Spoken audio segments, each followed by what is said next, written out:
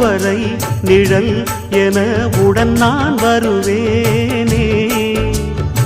ஏழ் பிறப்பும் உயிர் துணை உனை நான் பிரியேனே.